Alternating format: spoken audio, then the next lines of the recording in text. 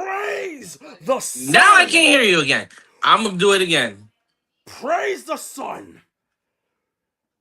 And he wait. We're gonna do it again. Ready? One. Oh snap! And I just realized we have the wrong. There we go. Oh snap! Okay, there we go. And Not good. funny. Good. Praise the sun. And guys, welcome to a brand new episode of the Game Raider podcast. Yeah! Yeah! Yeah! Yeah! Yeah! Guys, what is up? How's everyone doing today? I am Leo, aka Leo Reckless, aka Reckless Fox, aka Black Geese Howard, head of the Black Howard Connect, aka Kit Catch a Fade Fisto, Mace Windu the second, adopted son of Flame, Captain Black America, Gin and Juice Cosma, and Common Rider Compton Knight, Henshin, my boys, rocking with me today. Soon to be off, well, he's already off the market, but soon to be officially off the market. New York's finest, Staten Island's finest, number one Knicks fan in all of New York. Spike Lee, move over to the side. We got Mr. Michael B. Mike, how you doing today? Oh man, good. I just got some good news, so I'm ecstatic. That's what we like to hear. Good news is all we like to hear. Good news. And my opening comment today is Street Fighter the movie. We're gonna talk about it.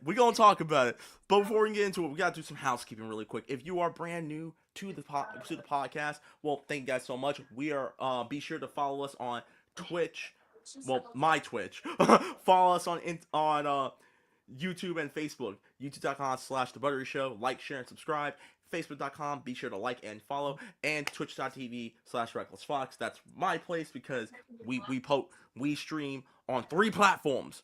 Hopefully soon we can do it on the 4th one. We don't know for sure. Maybe. Actually, my laptop should be coming next week, so I'm gonna be making a Twitch.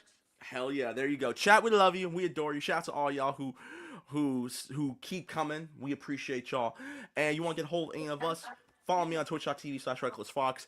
YouTube and not YouTube, Instagram and Twitter at @TheReckless_Fox. Mike, where can they find you, bro? You guys can find me over on TikTok at Red Falcon 212, Instagram Red Ranger 2134, and over on Facebook under Michael Brogdon. All right, then with that being said, let's get started, dude. How have you been outside the good news that you've been getting? How have you been though? I'm good. I just got some good news, and it really hit. I'm just like, holy mother. All right, then. Let's see. My week's been pretty good for the most part. There are a couple of movies I recently watched. I think we didn't talk about it on the last show, but if you're into horror movies, there's a horror movie that came out last year called Strange Harvest, or no, Starving Harvest or Starve Harvest. It is a documentary style. It's a fictional documentary style horror movie made by Saban Films, not the people who made Power Rangers. We're talking about Saban Films. These are the guys who make more of the lower budget movies. I'm not gonna lie, the movie's good. It's actually surprisingly pretty damn good. And but I for a second thought it was fake until I saw the main actress from My Crazy Ex-Girlfriend. You remember that show on CW, the musical, where she was trying to hook up with the Filipino dude? Yeah, it was her. The main actress to that movie or to that show was in the movie. So I'm Oh, like, okay. The moment I saw her, I'm like, okay, clearly this is fake. I recognize her. It's all good because the stuff that the director of this movie, I gotta give him credit because no one was safe. Because essentially the premise is there's this serial killer in the San Bernardino, Riverside area, trying to who's 86ing people around the area and is trying to 10 people before this harvest or whatnot, or to bring back this demon or whatever the hell it's supposed to be. And children are not safe either. Yeah, they're not safe. Not like 10 and above are not safe. No kid under 10 gets axed. But it's still, children are not safe in this movie too. Like at some points, I had to pause the movie because I'm like, if you If God forbid that were to happen to me, you better hope I stay dead. Because if I don't, it's you know what's gonna happen. And then I recently watched. I'm actually currently watching. If you remember that movie Housemaid that recently came out with Sydney Sweeney and Amanda Siegfried or Seyfried or whatever the hell I'm Stay free, something like that. yeah, I'm butchering her name. Sorry. I apologize. I will say this. For the longest, I thought they were related. So when I saw that these two were, I have not heard of this movie. I know people have been talking about it because it's based off a book or like a book series. This is my first time watching the movie, and I'm just gonna say this right now. 15 minutes into the movie is glorious. It is Mm. that good, trashy, like novel, movie adaptation of a novel. It's not a good movie so far, but it's that good, bad movie. You know what I'm saying? Kind of like how Twilight Yeah. is. Like I'm not the like I ragged on Twilight all throughout high school, but I will say this: if you're looking to watch like a bad movie series, but like it's so bad it's fun to watch and poke fun of, then yeah, watch Twilight.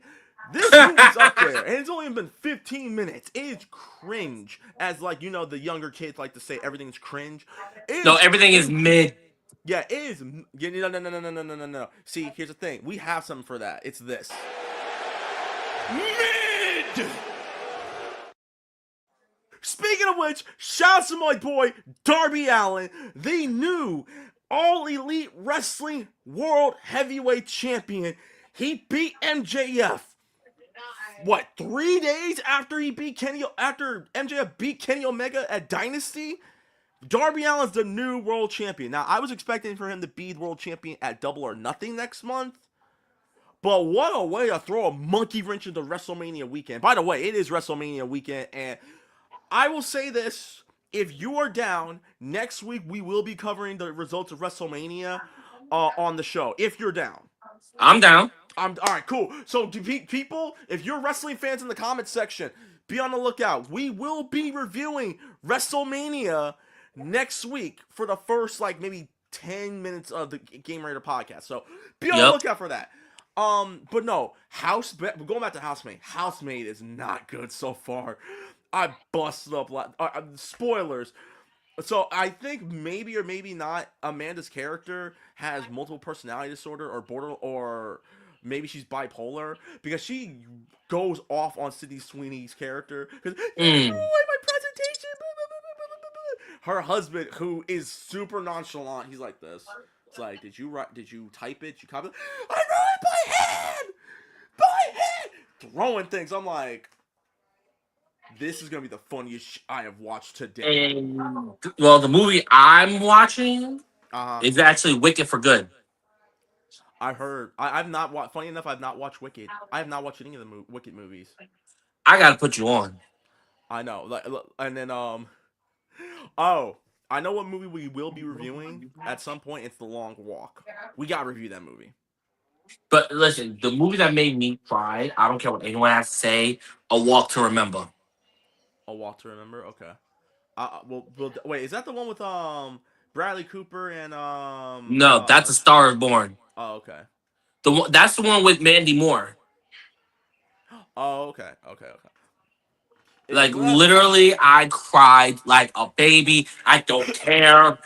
I'm a grown behind man. I can admit my feelings. Oh my.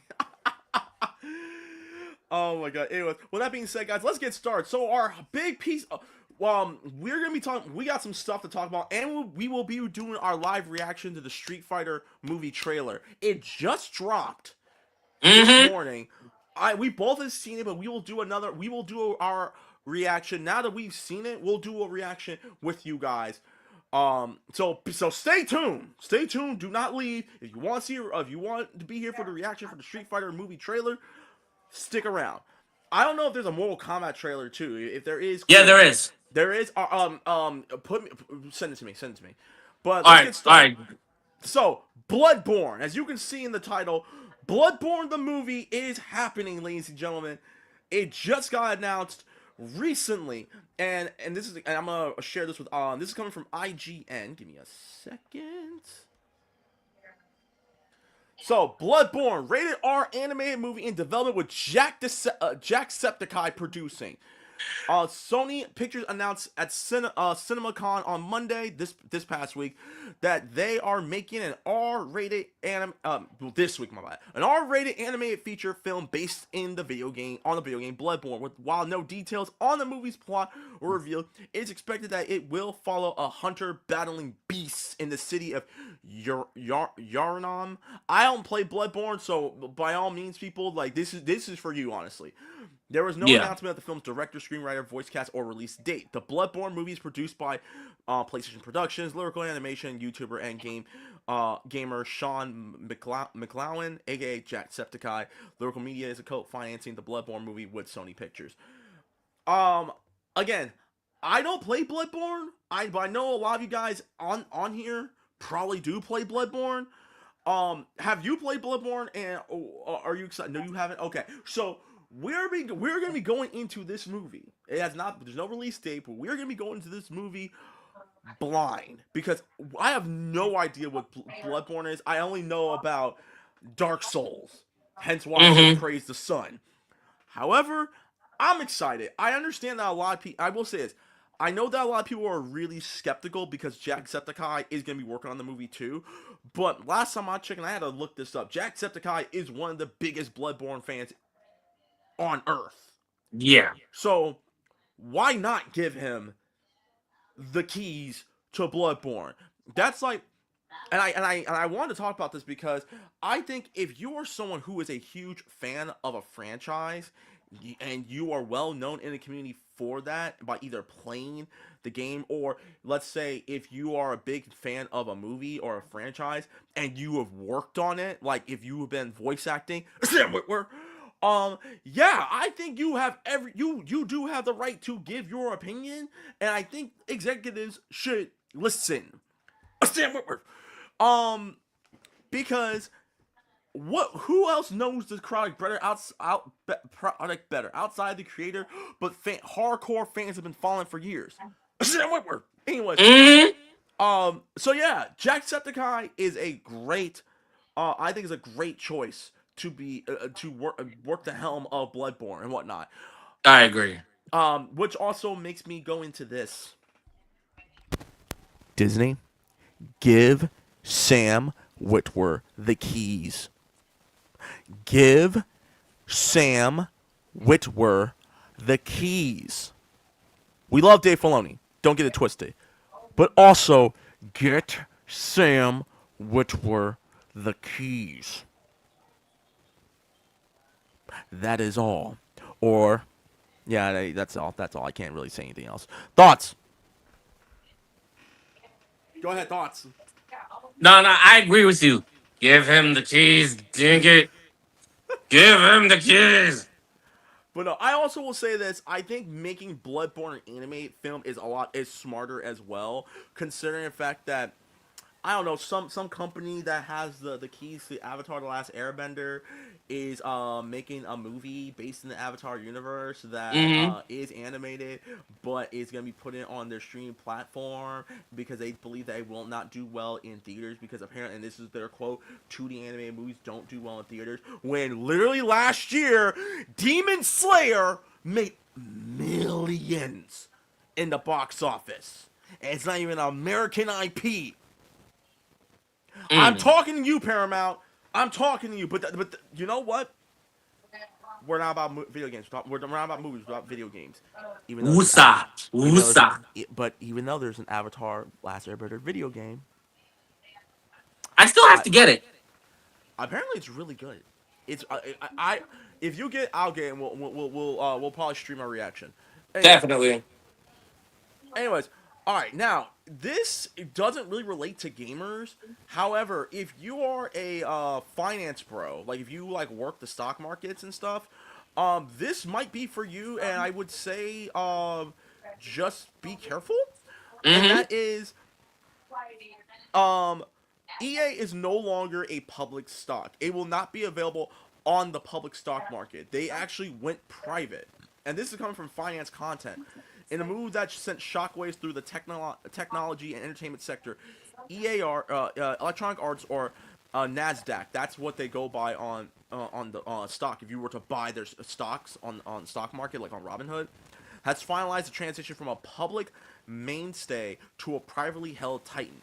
The 56.6 billion take private acquisition led by a high-powered uh, consortium including the Public Investment Fund, or PIF, of the Saudi Arabia and Silver Lake Partners, represents the largest leverage buyout (LBO) in the history of the video game industry. By removing the company from the scrutiny of the public markets, the new Mm-hmm. owners aim to shield the creator of Madden NFL and The Sims from the volatile quarterly treadmill that has plagued the gaming sector's financial performance in recent years. The deal, which valued EA at $210 per share, was officially cleared by the final batch of international regulators this week, marking a definitive end to EA's 37-year run as a public company. For the broader market, this event is more than just a change in ownership. It is a signal of massive shift in how large cap tech companies view the benefits of public listings versus the flexibility of private equity. As of today, and this was last week, April 9th, EA has officially begun the process of delisting from the Nasdaq, leading investors to wonder which industry giant will be the next to vanish from public tickers. Now, reading that out loud, because I've actually been following this. Mm-hmm. The moment I saw this, I start following it.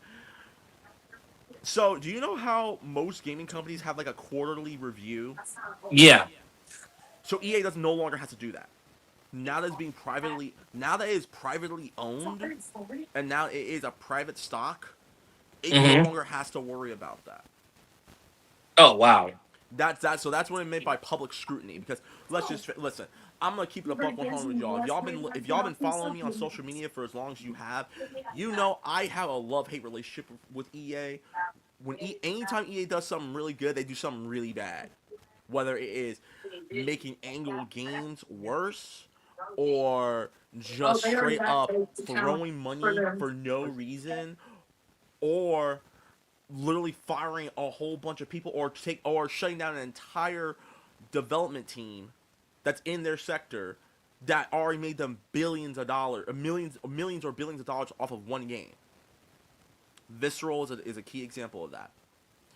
But I think this might be a good move, considering the fact that I do think that a lot of the times when, this is just my opinion, a lot of times when video game companies have to do quarterly reviews, if their numbers are not up for a game that they were hoping would be a heavy hitter, that's more money down the drain. Hence why there could be potential layoffs. So I would honestly think it's a smart move. It sucks because it's coming from someone who does invest in stocks.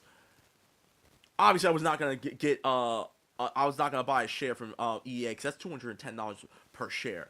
I ain't got the money like that unless I'm gonna say like now, if Mike and I went halvesies on it, then yeah, sure. But other than that, yeah, I wasn't planning on buying a Nintendo stock EA stock anytime. That's just me personally. But I think I do think it's a good choice. I don't know and again, I like the article. I don't know what what this will hold for the future of other gaming publishers and even developers to go Mm-hmm. private. But this might be something they all need to look into. Activision, well, and also Bobby Kotick. You know what? No, you know what? I'm not gonna involve that part. I'm just gonna. I'm gonna close those files. Mike, you go Mm-hmm. ahead. Yeah, even if we were when go halves, I am not investing in EA. I'm Yeah, not doing it. me either. I know you're wrong. Am I saying, oh, EA makes terrible games? No, EA's made some pretty good games. Like, It Takes Two was really good. And what was that recent game that EA made where you play those two girls? I don't remember. It was somewhere like one was based off science fiction, the other was based off fantasy, and they had this one mini game where you had to, like, if you were trying to turn it off, you had to use your phone to turn it off and stuff. It was hilarious. Mm-hmm. I can't remember the name of the game, but shout out to EA. Anyways, next, so Capcom. This was actually entertaining to actually, yeah, we'll do Capcom really quick. And then we gotta talk about Bethesda because this came out recently too. But hold on, give me 1 second. If you are part of the modding community to Resident Evil, watch yourself because Capcom is coming for you. What do you mean? What do you think I mean by that? Resident Evil adult mod video takedown. Capcom has forced a YouTuber to remove more than 1,000 adult-oriented mod videos showing Resident Evil Requiem characters in skimpy clothing. British streamer Grizzle UK reported being contacted by RE publisher Capcom's legal division and told to pull his videos or face further action. It has come to our attention that these assets have been used to produce adult-oriented mods, and that related videos have been created and published on YouTube. The company wrote in an email to Grizzle UK. Capcom stated that the mod videos are inconsistent with the company's terms of service, as well as relevant copyright and intellectual property laws. In response, Grizzle UK questioned why his channel was being targeted specifically, as similar clothing mods are shown on numerous YouTube channels, though he did ultimately remove the long list of videos. I've gotten out of what I've gotten to do with my channel. Obviously, I can't do costume mods no more, but I'm sure I can do weapon mods, as I've seen many weapon mods be done and not removed. So, I find it fun. I honestly find it funny. I do find it funny that Capcom literally had like, hey, stop gooning. Stop gooning. That's essentially what Capcom's like, yo, stop gooning. Stop gooning right now. Exactly. By the way, this was actually not on our show notes. This just happened today. No. But what are your thoughts? Because I don't know. Do you think this will also affect like people who have previously modded the other Resident Evil remakes, where they look, I where think they have so. different costumes and maybe a skimpier attires? I think so, but we'll just have to wait and see. I'm just gonna say this: if it's just Requiem, that's fine. But Capcom, if you're gonna decide to go after the entire Resident Evil modding community that does upload their videos on YouTube of the characters wearing different outfits and maybe even skimpier attire, as you said in your email, good luck. Good luck to you, because let me tell you something right now. That is thousands of YouTubers doing it. Thousands of YouTubers who are Resident Evil fans. Good luck trying to take them all down. But again, maybe it's just this.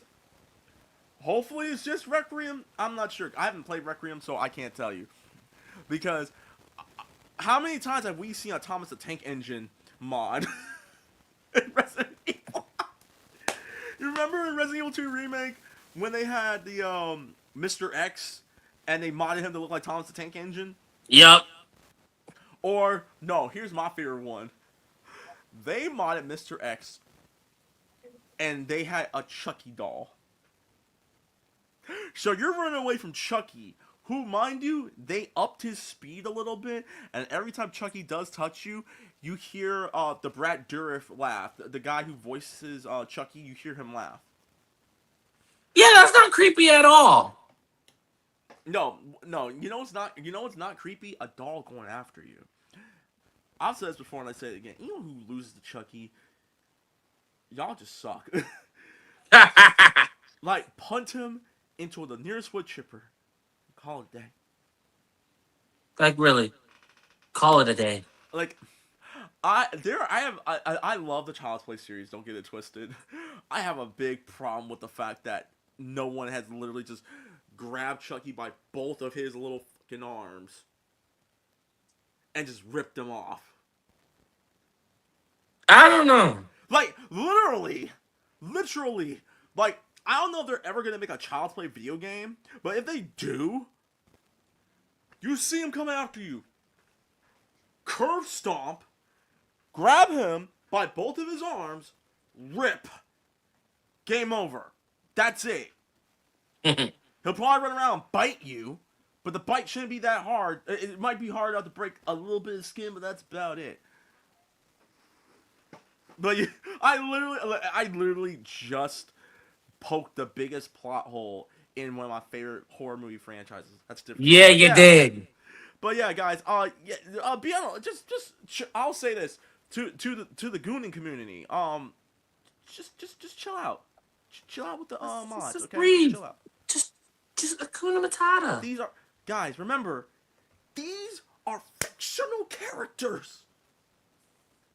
If you know the reference, R.I.P. R.I.P. Vanderbeek. Anyways, let's talk about this one. Was interesting. This was a piece of news that came out a couple of days ago. Let's talk about Bethesda really quick. So, let me pull this up. Pete Hines, who was at Bethesda, recently left.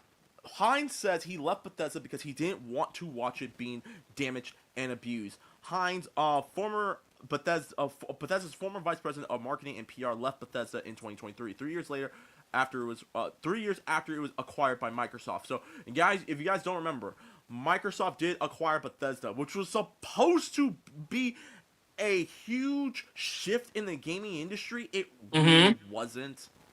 It really wasn't. Because as one person once said, everything's an Xbox. But no, it was a big piece of news that honestly didn't really go anywhere because, yeah, Bethesda games were available on Xbox, but also on Steam as well. Anyways, continue on. There we go. For an awful lot of years, Pete Hines was the face of Bethesda Softworks for game journalists first as the company's marketing and PR guy, and later the public at large. When Bethesda started holding its own standalone showcases at E3, in terms of public awareness, he was pretty much the number 2 guy behind Todd Howard. He was at the company for nearly a quarter century and made enough of an impact that when he left, it was a pretty big deal. A few years down the road from his departure, Hines sat down for an interview with Fireside Chat Gaming, covering the range of topics from his early days at Bethesda. His first credits at the studio listed on Moby Games include writing the manuals for Sea Dogs, PBA Tour Bowling 2001, and so forth and so forth. And a little something called Morrowind. Elder Scrolls Morrowind. Hines also shared some thoughts on his final months at Bethesda and what prompted him to leave. Something he says he didn't particularly want to do.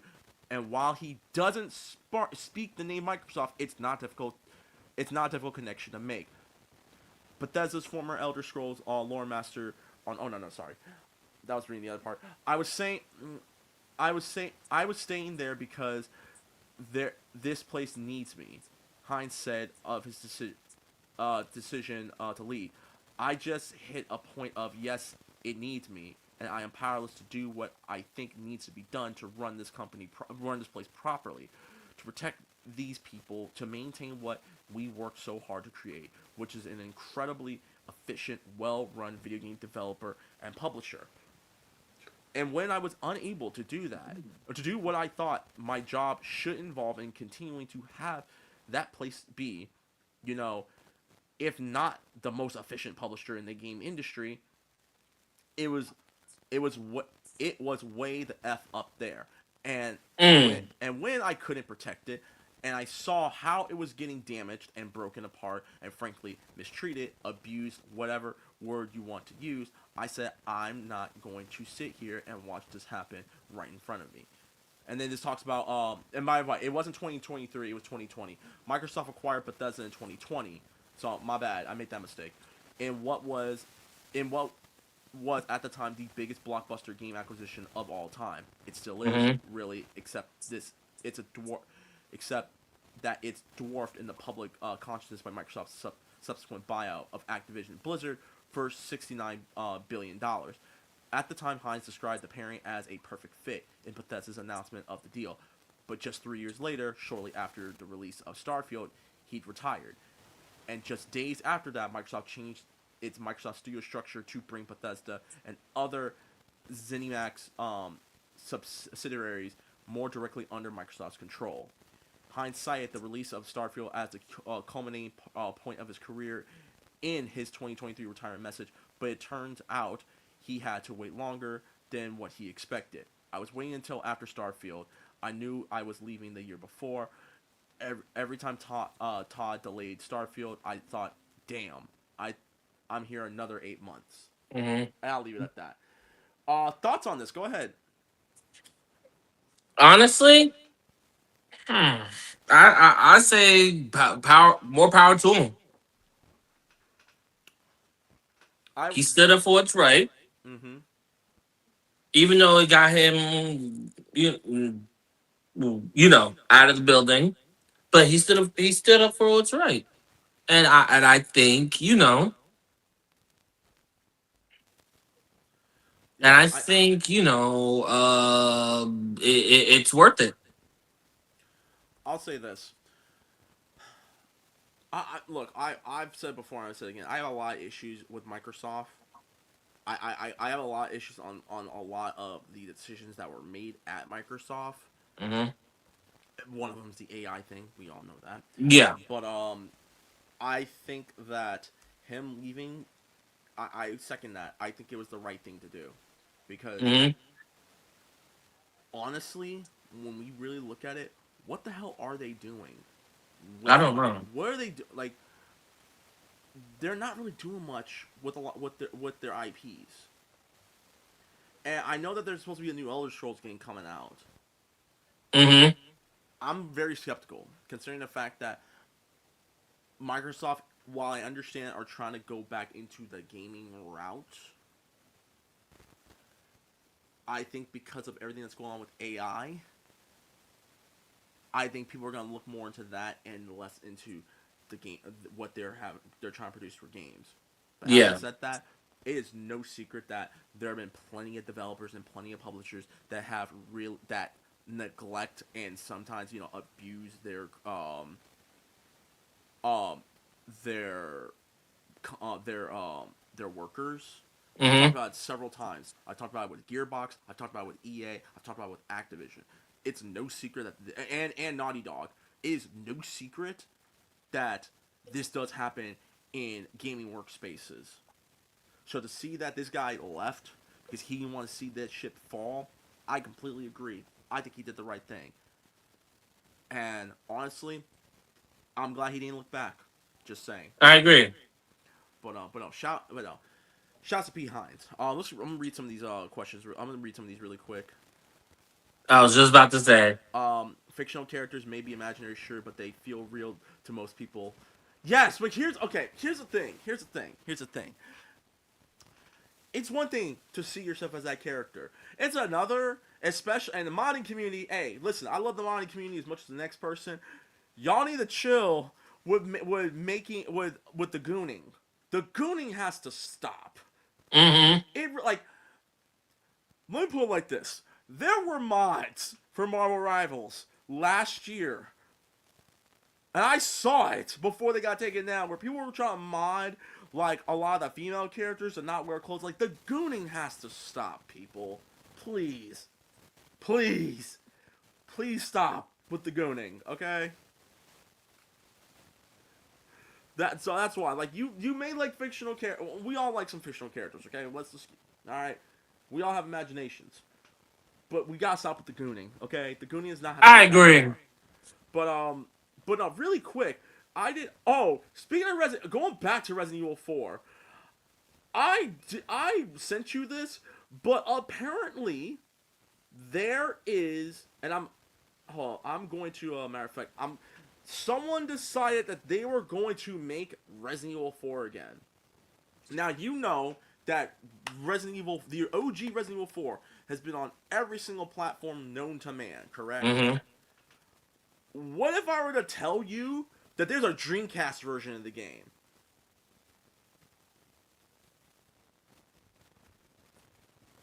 Legal Reckless Fox say what now? So, this YouTuber a shout to Biohazard Declassified. This is how I found out about it. Biohazard Declassified. There's a video, and I actually had to look it up. It's on Twitter. There is a community that has modded Resident Evil 4 to run on the Dreamcast. They made a Dreamcast version of Resident Evil 4.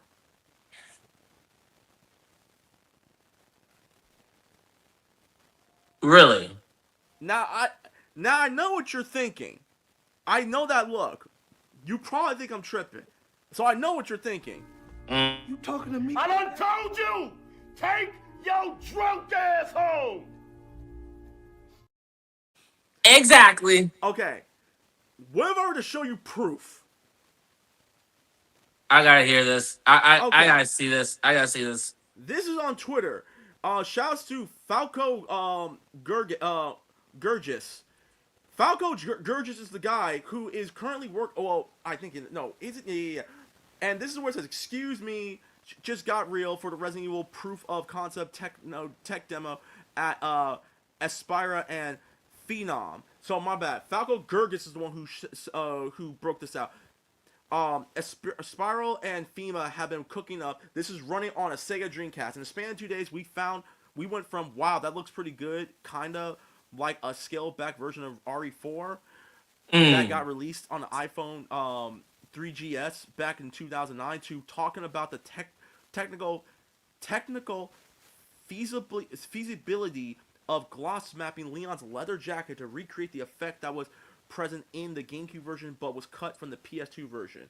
This, ladies and gentlemen, is the modded version, the Dreamcast version of Resident Evil 4. Look at it. Oh. Look at it in all its glory. Obviously, it's not complete. It's still being worked on. But this is the Dreamcast. This will be running on a Sega Dreamcast. Okay.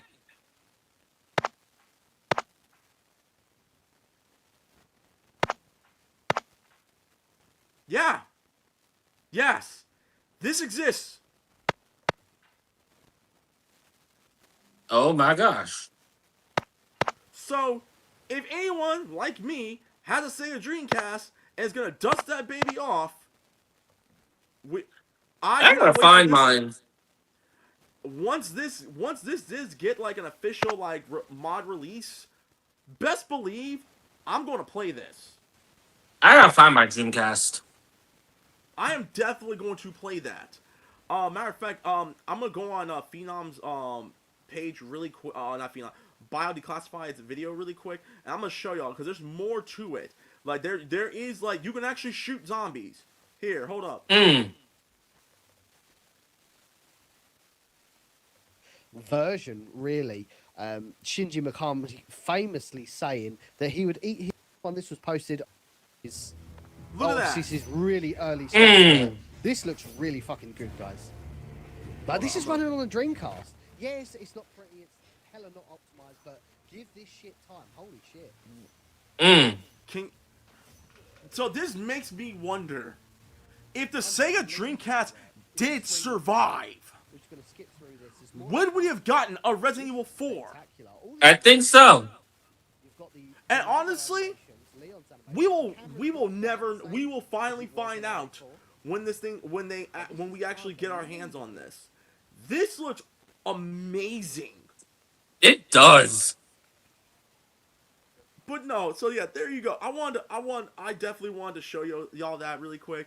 Another piece of gaming news before we get into our last piece, which is the Street Fighter movie. Let's talk about Halloween. Why am I talking about Halloween? Because the Halloween video game that got announced, last year? We finally got gameplay of the game, and it's gonna be a 4v1. This is gonna be IGN. Yes, watch this. The first thing I did in Halloween was pick up a pitchfork. I thought it might give me a fighting chance against him. I was right. A couple of minutes later, I ran into Michael Myers, the shape himself. Jesus! The fight that followed was quick. That actually kind of scared me. Against my pitchfork. I knocked him down, but so yes, it's gonna be 4v1. Essentially, give him a minute. Now I don't know what the objectives are in it was enough time for me the to get a Halloween head game. start. If I wanted to survive a night in Haddonfield, that would have to be enough. But I think they're gonna talk about it. This is the first preview of the game. Oh. If there was ever a film that was primed to be an asymmetrical horror game, John Carpenter's Halloween is it.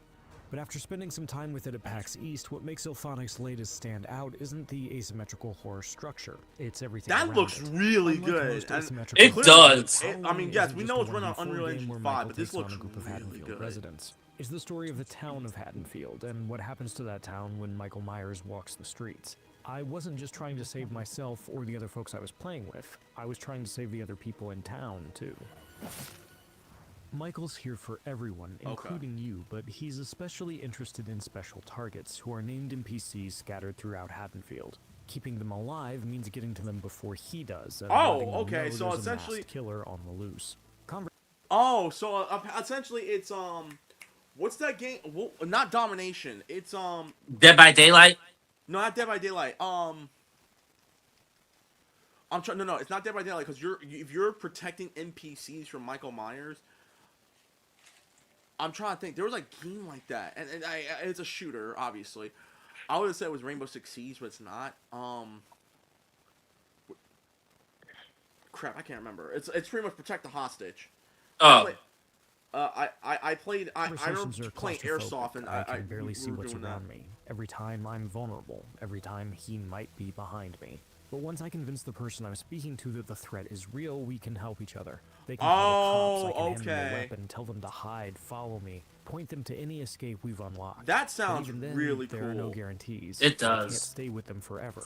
And but it has a they're better off 70s than look, they because I'm were. over here like, girl, Every call journey the into police. a house is a risk. Each time, I wonder if I'll open a door to see Michael on the other side, staring at me from behind the mask. Is that a I started dart? blocking doors, turning TVs off and on depending on how much noise I'm making. I open drawers and scour the trunks of cars for anything to give me an edge, a brick, a long dart, maybe even a joint. That wants to take the edge off.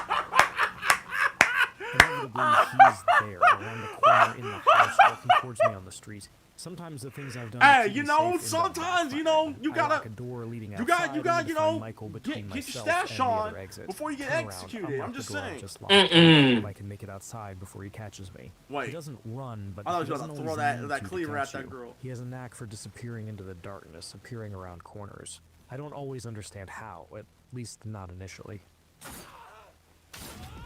The Jesus. tension ebbs and flows. I know he's not always No, you know what this there, reminds but I me have to of? navigate the Do you tension remember to Friday the find what I 13th game? need and save who I can. Yeah. But it can That's what it change in reminds an me instant. of. Lead designer Oh, John no. Mathewson told me that the So, design of but the Haddonfield thing, itself the thing and with Friday the making 13th, the people in game it is you're was a trying to crucial part escape of the Crystal story of Lake, each map. or Mm. beat, They wanted or to you, capture or what it y'all would feel band like to together. You be in beat Haddonfield when Michael was on Jason. the loose, and that meant encounters with a bunch of different people. Hey, who could play oh, out you get in to play different Dr. ways. Loomis You too. had to care enough about the people in Haddonfield to want to save them while realizing Oh. you might be tempted to push them into Michael to give yourself a chance to get away.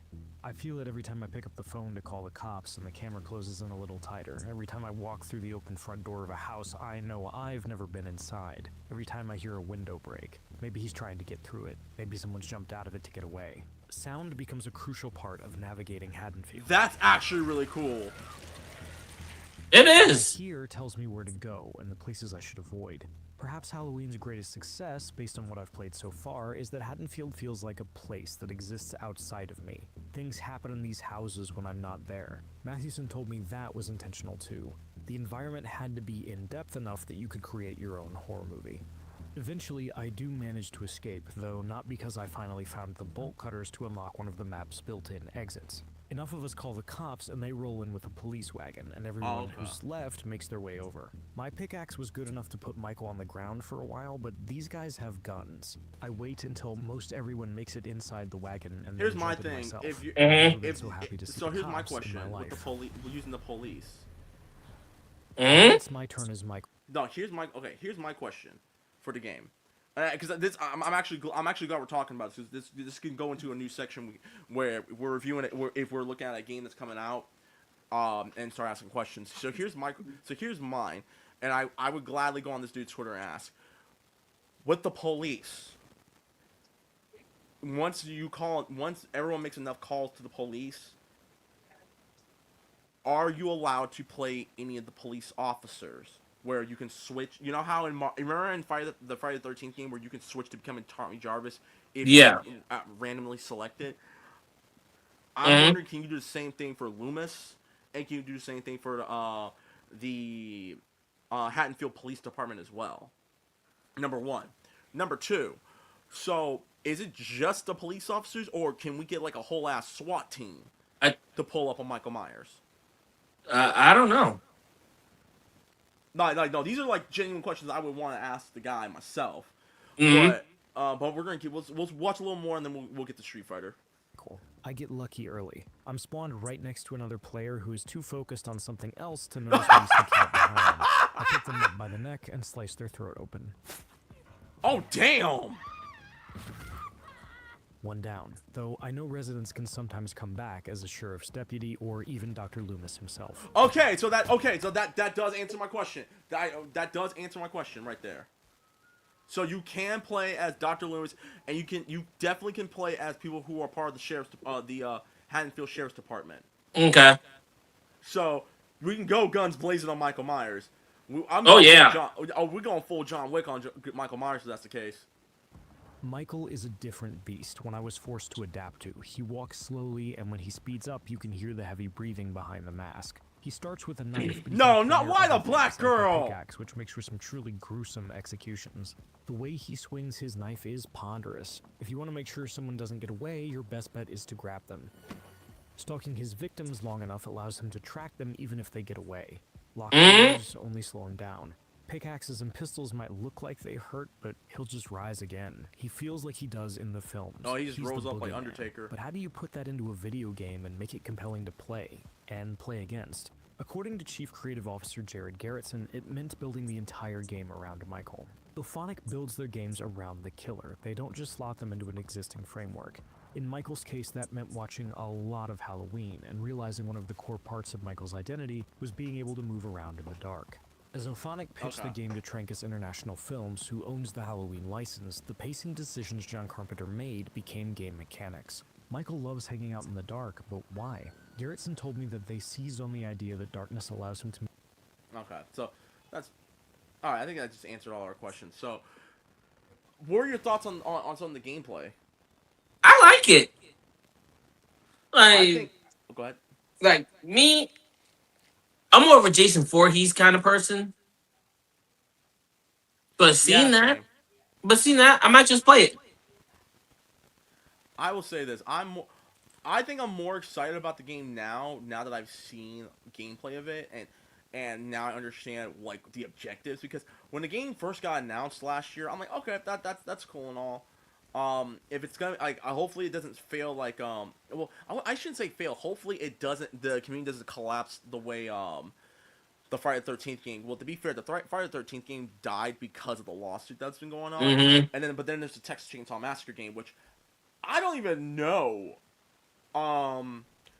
if that game is still going. Because I remember when that game came out, everyone was on it. But yeah, now it's like, when is it coming out, people? I mean, not when is it coming out. When like what happened? It's game. Are people still playing the game? If not, then okay, cool. But no, I don't think there is no. The game is set to release in September.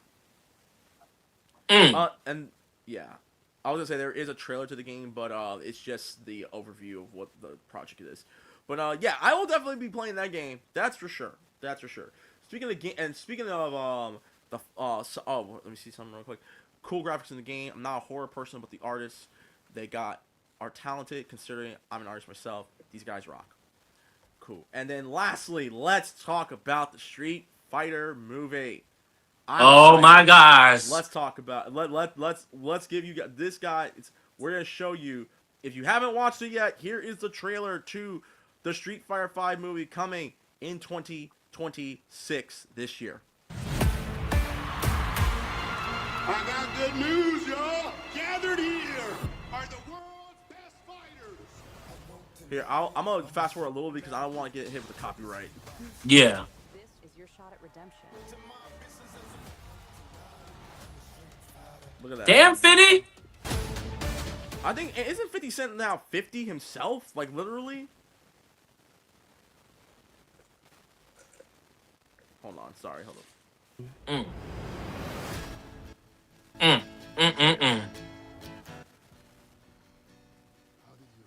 So clearly, this is in Metro City. And clearly, that's supposed to be Ryu, Yep. Ken, Chun Li. Oh, this is my favorite part. Hold on. I'm gonna turn it up in a minute. And it takes place in '93. See you, old friend. Oh,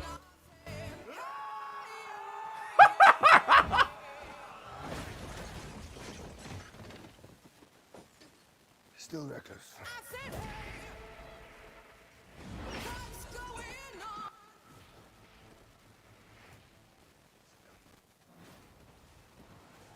I'll make sure. I'm also make sure we're not gonna get sniped on YouTube. mm.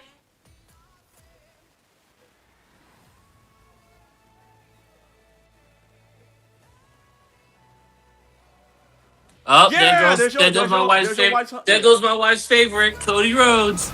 I don't see what the big deal is. Bitch, please. This already. I already have a feeling that I'm good.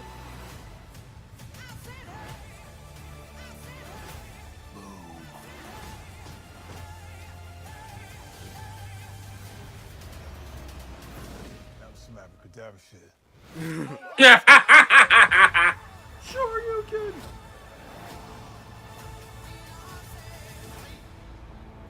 I'm positive that a fireball came out of Ryu. Go here, Ryu! Hadouken! All right, let's talk about it because I told you this. I'm gonna say it out loud too. This movie looks crazy. Compared to the Street Fighter movies that we had before, yes. This movie looks crazy. Like I'm already saying this right now. This movie is gonna be just straight dumb fun. I'm excited. I like the fact that I'll say this from what I've seen so far. Guile's not gonna be so super serious. 'Cause Guile's probably the most serious character outside of Ryu in this franchise. So the fact that Cody was like, I clearly just saw Ryu throw a fireball out of his hands. I'm like, yeah, that's some comedy right there. Yep. That's someone Cody Rhodes would say. I think honestly they may have had him ad-lib that scene. I think so too. No, but the fact that Cammy is like, I heard your thighs are big. We'll see. I'm like,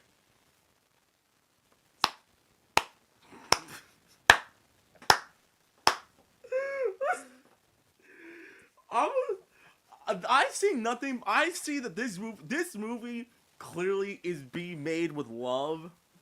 And love and appreciation to the franchise, because by all means, yes, the story of Street Fighter is dumb. It's silly. But the fact that we're finally getting a Street Fighter movie where there is street fighting, you will not hear me complain about that whatsoever. I just hope the final product is good. That's all I'm asking for. Same here. Like, I don't need a Legend of Chun-Li again. God forbid we don't need another Legend of Chun-Li. That movie was terrible. Why you have to go there? I'm just saying it's terrible. Why you have to go there? Look, I know you like Legend of Chun-Li for whatever reason. I don't know if you've watched it within the last 19 years. Yeah, I've seen it. So what do you still hold up? So you've seen it since its release. Okay, I gotta hear this. People get ready. Watching it then and watching it now, let's just say I have more appreciation for this Street Fighter movie that's coming out. Oh, thank God. Dude, I was ready. I'm like, I'm about to hit this if he says something stupid. I was ready. Oh, but no. Yeah. Here's my question. So clearly, by the way, we saw how El Fuente got disrespected in this movie. So clearly, I don't think there's gonna be any characters from Street Fighter 4 or Street Fighter 3, because so far we have all the original Road Warriors except Fei Long. Well, I'm not even. Matter of fact, no. The original Road Warriors. We have not. Cammy is the only one for the new challengers. and Akuma and Dan are from Alpha. From the Alpha series. Not both. No, and yes, people, I know Akuma first came in Super Turbo. I know, but I'm gonna count him for Alpha with Dan. Okay, there you go. My question is, will there be other characters, or are we just focusing on the core of the original characters plus Akuma, Kami, and Dan? That's the I, only thing I think we're I just actually want to know. focusing. I think we're just focusing on them. Okay, because if that's the case, then cool. Because I'm like, if Guile's in it, we're probably gonna see Charlie. And no, we're not talking about Carlos Blanca from Street Fighter '94, where they fused Charlie and Blanca together. That was dumb. That was dumb. Okay, you will not hear me say anything else. That's just dumb. And they never. And I really wonder what. To this day, I want to know what the director was thinking, because if I remember correctly, the director also worked on Die Hard. There's a simple explanation for that.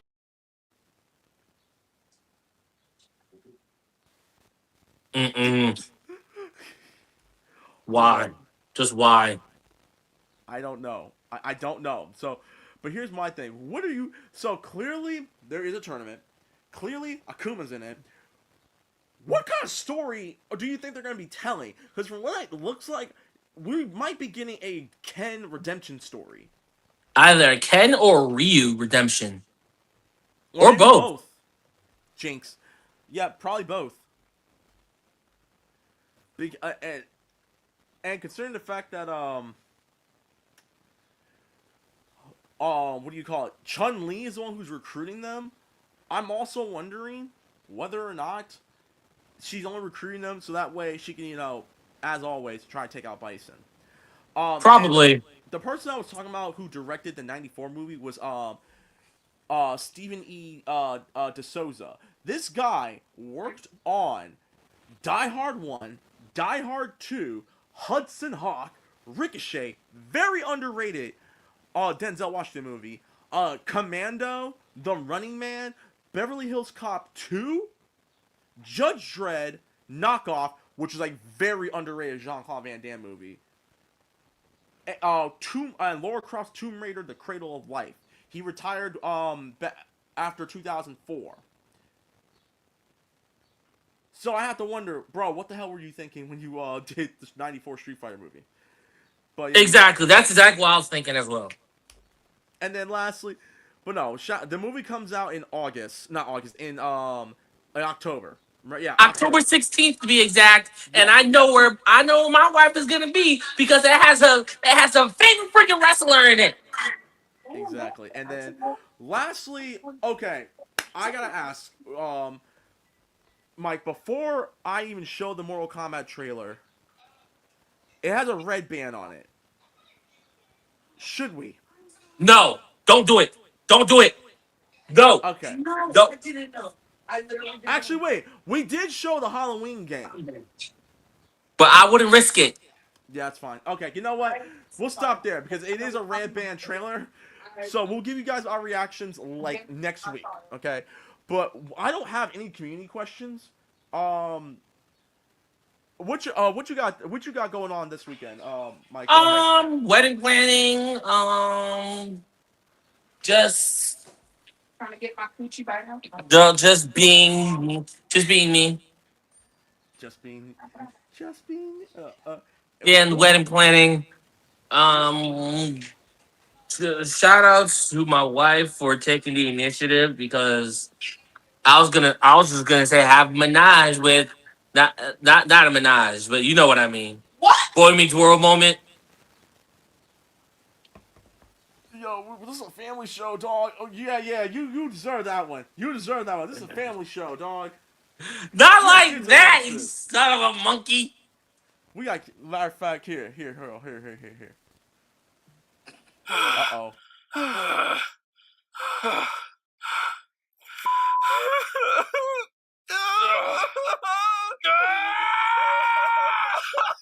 was not in control.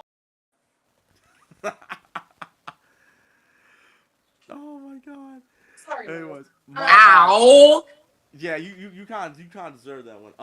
But Go ahead. I know. Hold on, she's throwing potatoes at me.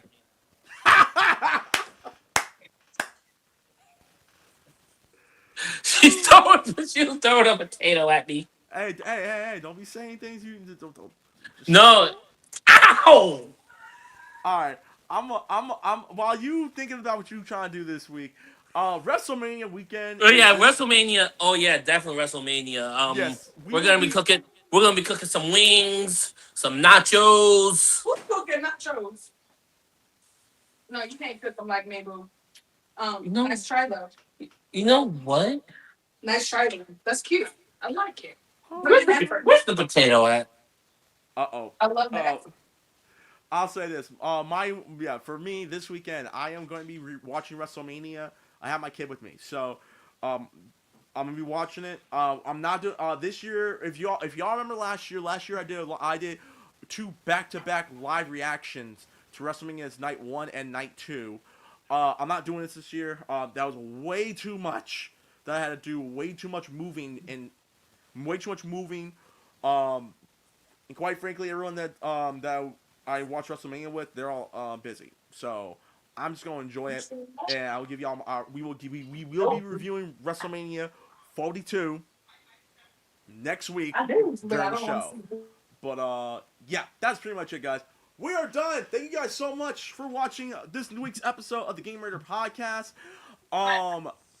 If you want to get a hold of any of us, you can find me on Twitter, Instagram, @Reckless_Fox, and Twitch.tv/RecklessFox. Mike, where can they find you, bro? You guys can find me on TikTok at RedFalcon212, Instagram at RedRanger2134, and on Facebook under Michael Brogdon.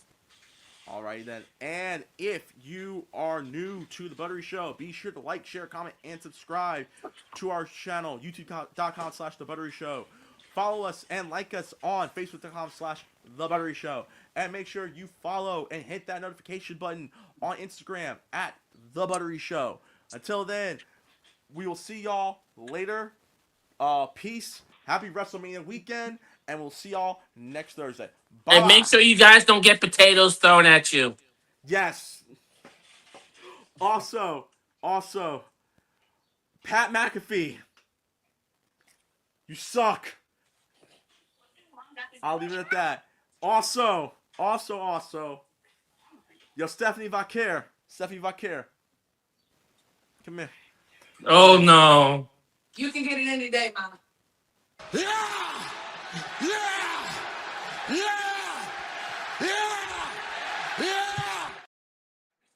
Yep. Stephanie back here. She can Okay. get it any day. We're out of here, guys. Bye-bye. Peace. Peace.